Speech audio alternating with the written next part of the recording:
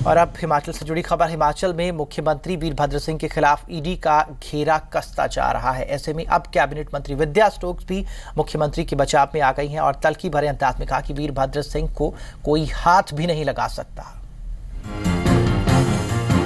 आय से अधिक संपत्ति से जुड़े मामले की जांच में ईडी जुटी हुई है। इस बीच बीजेपी मुख्यमंत्री पर लगातार जुबानी हमले बोल रही है, जिसका जवाब देने में वीरभद्र सिंह भी पीछे नहीं है।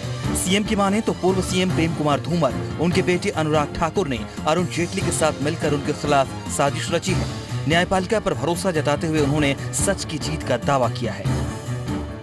जो न्यायपालिका है उनके ऊपर मुझे विश्वास है और ये भी मैं कह दूं कि ये एक साजिश है मेरे खिलाफ, जो कि प्रेम कुमार धूमल और उनका बेटा क्या नाम अनुराग ठाकुर ने जो है श्री अरुण जेटली के साथ की है। विपक्ष के तेज होते हमलों के बीच कांग्रेस के वरिष्ठ नेता भी मुख्यमंत्री के बचाव में उतर आए हैं। कैबिनेट मंत्री विद्या स्टोक्स की माने तो वीरभद्र सिंह ने कोई गलत काम नहीं किया है। ऐसे में कोई भी उन्हें हाथ तक नहीं लगा सकता।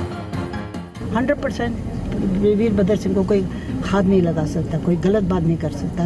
वीरभद्र सिंह खुद भी गुस्से में हो जाते, अगर उनके काम गलत हों कभी नहीं मानेंगे, किसी को गलत आदमी को संभालेंगे कभी नहीं। और वो बड़ी ईमानदारी से सच्चाई से वो काम करते हैं और हर जगह हर चीज़ की बात सोचते हैं। उधर हिमाचल बीजेपी ने मुख्यमंत्री से जुड़े मसले को चुनाव में भुनाने के संकेत दे दिए हैं। साथ ही भ्रष्टाचार को बड़ा मुद्दा बताया है। ये मुद्दा भी अपने तौर पे एक बड़ा गंभीर मुद्दा है। इसका भी अवश्य हिमाचल प्रदेश का मतदाता जो संज्ञान लेगा। लोगों का मन जो है वर्तमान की कांग्रेस पार्टी की सरकार से बिल्कुल उब चुका है। उसके एक कारण है, उसके अनेकों कारण है। सबसे बड़ा कारण है भ्रष्टाचार। जाहिर है जुबानी हमलों के जरिए आगामी विधानसभा चुनाव तक कांग्रेस और बीजेपी के बीच इस मसले को लेकर शह और मात का खेल जारी रहेगा। शिमला से मोहित प्रेम शर्मा, सी मीडिया। जम्मू कश्मीर की हिजबुल आतंकी बुरहान वानी की मौत के बाद सिर्फ कश्मीर के हालात ही नहीं बिगड़े, यहाँ के लोगों की जिंदगी भी जैसे पटरी से उतर गई है। ना कोई काम हो पा रहा है और ना ही कोई सामान मिल पा रहा है और ना ही शादियां। सूनी सड़कें, बंद दुकानें और घरों में सिमटे लोग। धरती की जन्नत के इन दिनों बस यही कहानी है। ऐसा लगता है मानो वादियों में अंगड़ाई लेने वाली खुशियां काफूर सी हो गई हैं। हद तो ये है कि कश्मीर में जारी हिंसा की वजह से कई घरों में शादियों की रौनकें भी फीकी पड़ गई हैं। कहां तो लोग शादियों के कार्ड बांटते, ऐसे आलम में परिवार के लोग अब शादी कैंसिल होने की कार्ड बांटते नजर आ रहे हैं। तो मैंने कार्ड भी बांटे थे और टेलीफोन भी किए थे। बाहर से मेरा कोई रिश्तेदार यहाँ नहीं आया क्योंकि हालात यहाँ पर ख़राब थे। उन्होंने अपने वो टिकटें सारी कैंसिल कर दी। तो इसलिए यहाँ की हालात देखकर मैंने भी इनविटेशन कैंसिल कर दिया है। जो इनविटेशन थी 17 को हमने अपनी बरादरी को रखा था, ये दावत हमने कैंसिल कर दिया क्योंकि ये हालात भी अलाउ नहीं करते हैं। शहर में जारी कर्फ्यू और बंद की वजह से यहाँ लोगों की जिंदगी जैसे पटरी से उतर सी गई है। स्कूल बंद हैं, सरकारी दफ्तरों में कामकाज बंद है, बाजारों में दूध, रोटी, सब्जी, चावल जैसे जरूरी सामान नहीं मिल पा रहे हैं। अब तो लोगों के सामने सरकार के प्रति अपने गुस्से का इजहार करने के अलावा ज्यादा कुछ विकल्प भी नहीं बचा है। की वजह से मतलब लोग घरों से निकल नहीं पा रहे हैं। खाने पीने का सामान है जैसे या बच्चों के लिए बेबी फूड है वो नहीं मिल पा रहा है। बहुत सारे यहाँ पर बुजुर्ग लोग हैं जिनके लिए दवाइयाँ अवेलेबल नहीं है। सर अभी अगर हम प्रेजेंटली देखें कश्मीर में बहुत सारी हालात ख़राब हो चुकी हैं, लेकिन जो आप कह रहे हैं कि हालात जो कर्फ्यू लगा दिया है ये सबसे बड़ी प्रॉब्लम है।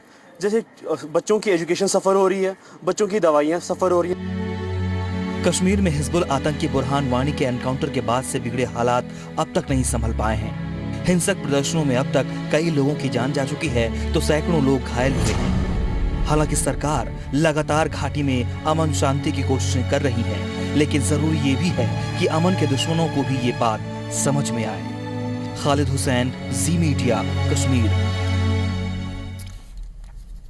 भले ही कश्मीर में जिंदगी पटरी से उतर गई हो, लोग घरों से बाहर निकलने में कतरा रहे हो, लेकिन कश्मीर में जारी तनाव के बीच एक मुस्लिम दंपत्ति ने इंसानियत की जो मिसाल पेश की है वो कम ही देखने को मिलती है। जी मीडिया संवाददाता खालिद हुसैन की रिपोर्ट देखिए। घाटी में भड़की हिंसा के बीच इंसानियत की मिसाल बने मुस्लिम दंपति, आतंक को दिया मुंहतोड़ जवाब। उन्हें ना कर्फ्यू की परवाह ना जान की, मकसद सिर्फ दूसरों की मदद करना, इंसानियत का धर्म निभाना। जम्मू कश्मीर के मौजूदा हालात ऐसे हैं कि कोई भी घर से बाहर निकलने से डर रहा है। आतंकी बुरहान वानी के मारे जाने के बाद घाटी में हिंसा भड़की हुई है। कई जगह कर्फ्यू लगा हुआ है, लेकिन इस हिंसा के बीच आज हम आपको दो ऐसे फरिश्तों से मिलवाएंगे जो इंसानियत की मिसाल बन चुके हैं। मिलिए इस मुस्लिम दंपति से। महिला का नाम है जुबैदा बेगम और साथ हैं उनके पति।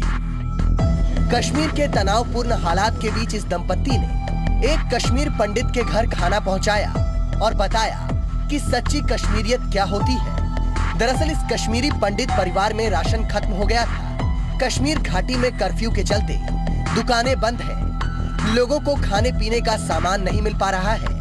ऐसे में परिवार के सदस्यों ने अपनी परिचित जुबैदा बेगम को श्रीनगर में फोन लगाकर मदद की गुहार लगाई और जुबैदा बेगम ने तमाम दिक्कतों की परवाह किए बिना करीब 12 किलोमीटर चलकर इस परिवार को मदद पहुंचाई।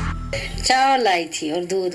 अच्छा, आपको किसने कहा था इनको चावल की जरूरत? सुबह मुझे इनकी बेबी ने किया था फोन, वाइफ ने। अच्छा। उन्होंने कहा था दूध नहीं मिल रहा है, दाल नहीं मिल रही है। अच्छा। मैं मायके गई हूँ तो मैंने कहा कोई बात नहीं, यहाँ से कुछ मिलेगा तो मैं लेके जाऊंगी।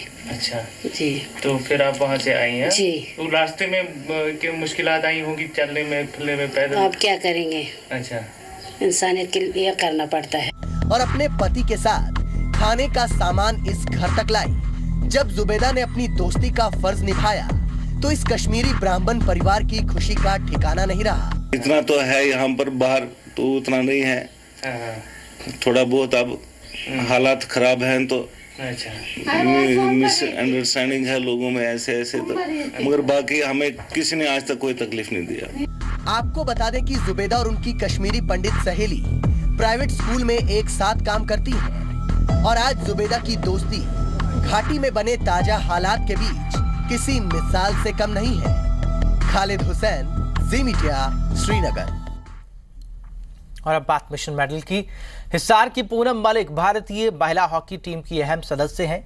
बॉल पर उनका चीते की तरह टूट पड़ना और विरोधियों को चकमा देना उनके खेलने की बेहतरीन कला है और परिवार को अपनी बेटी पर गर्व है। कोच को उम्मीद है कि पूनम रियो में शानदार प्रदर्शन करेंगी।